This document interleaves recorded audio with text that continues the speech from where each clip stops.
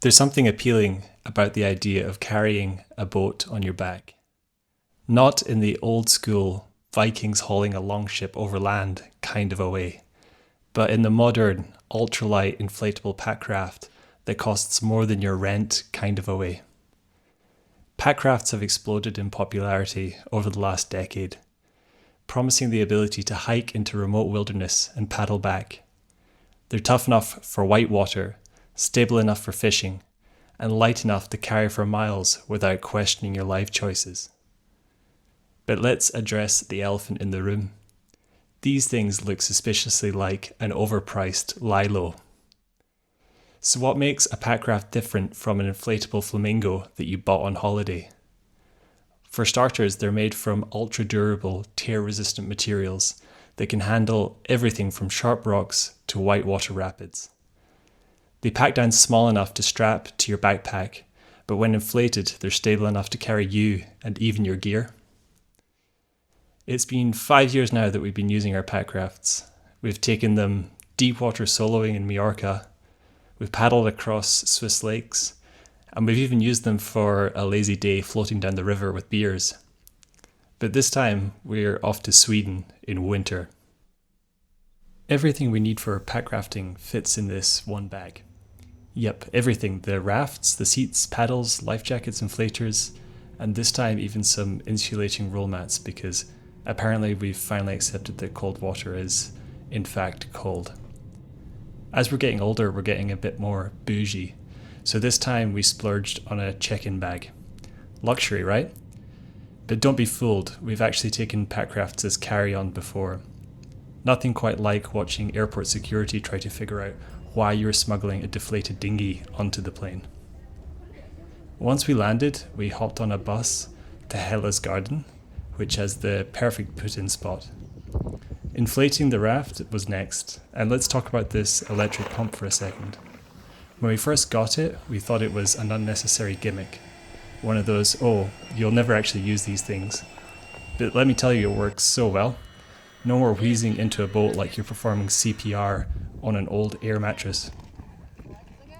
We used a handy little deck area to launch, keeping our feet dry like true professionals. And with that, we're off, and we're ready for whatever Stockholm's waterways had in store for us.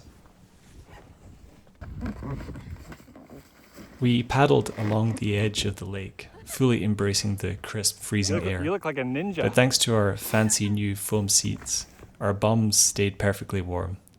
An essential upgrade because no one enjoys sitting on an ice block for hours. To our surprise, we even got a bit of sun, which in Sweden feels like winning the weather lottery. As we cruised along, we started noticing trees that had been gnawed almost clean through. Clearly, someone around here has been very busy with their teeth. A beaver seems like the obvious culprit. We didn't see the little lumberjack himself, but judging on the sheer number of half-eaten trees, it's probably running a full-scale logging operation. After weaving between two small islands, we reached a more sheltered part of the lake, where the surface was still frozen. Naturally, we paddled over for a closer look. Vivian, never one to pass up on the chance of smashing things, immediately started attacking the ice with our paddle. Meanwhile, the wind decided to be extra helpful by pushing our packrafts onto the ice. That's when we heard the unmistakable crack of sharp ice scraping against inflatable tubing.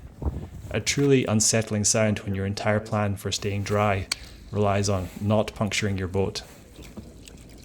Thankfully, the packrafts held up, and we escaped without an impromptu swimming lesson. From there, we spotted a jetty with a few brave souls actually swimming in the lake. Naturally, we had to investigate. It turns out that they were cooling off after roasting themselves in a sauna. Of course, we had to give it a go as well. We landed and packed up our rafts and then headed in. Luckily, they had a space for us. Unluckily, or luckily depending on your perspective, Swedish saunas are a no clothes allowed situation, so for obvious reasons there's no footage from inside. But after sweating it out for 20 minutes, we took the plunge into the freezing lake, and let me tell you, that was refreshing. Oh, that's the worst bit. Oh. Oof! It's actually going for a swim. Oh dear.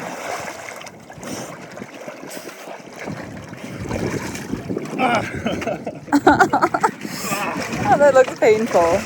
It is. After all that adventure, we needed to thaw out. So we grabbed a coffee because nothing says I totally meant to jump into a freezing lake like desperately clutching a hot drink. Then we headed into town, where we got some solid recommendations for proper Swedish food at Den Gleden Freden, or however that's supposed to be said. And let me tell you, this place did not disappoint. I went for the full Swedish experience with some pickled herring, while Vivian had a red onion soup. Then I had Swedish meatballs that put even IKEA's to shame.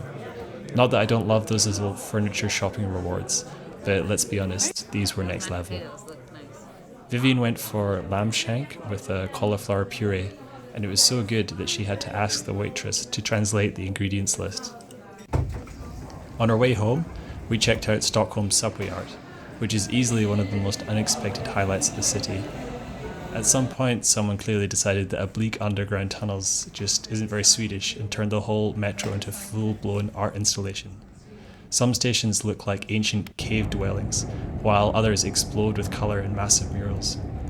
And a few feel like you've stumbled into a sci-fi movie set. It's hands down the only subway where missing your train is actually a good thing. After that, we grabbed some caviar and some caviar in a tube, because why put fish eggs in a jar when you can also squeeze them like toothpaste? Along with a few other snacks to try. So that's it. Thanks for watching, and I hope this inspires you to give packrafting a go.